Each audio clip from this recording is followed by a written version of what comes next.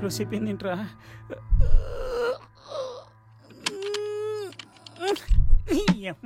అబ్బా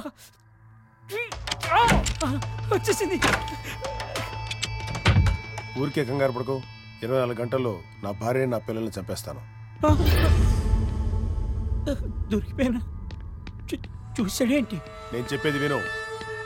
ఈ ఒక్కరోజు ఆగు. ఈరోజు మా మ్యారేజ్ డే.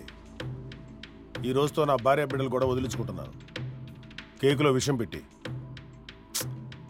నీకు ఆ భయం అక్కర్లేదు. ఈరోజు మా ఇంట్లో ఒక దొంగ పడ్డాడు.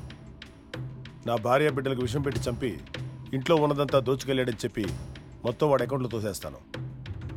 అర్థమైందిగా? ఇంకో గంటలో నీకు మళ్ళీ ఫోన్ చేస్తాను. Okay bye. పారిపోరా. ఎక్కడికి వెళ్తావు?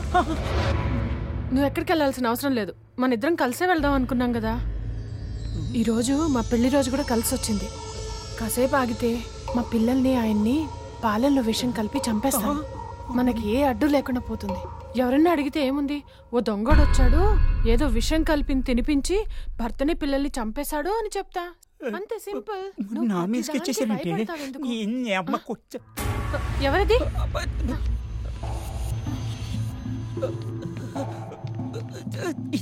అమ్మయ్య, ఇది వచ్చేసి ఎవరిది?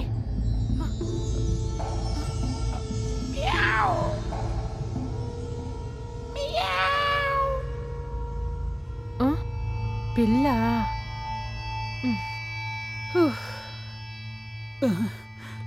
ఏంట్రా చంటిగా ఇలా దొరికిపోయావు?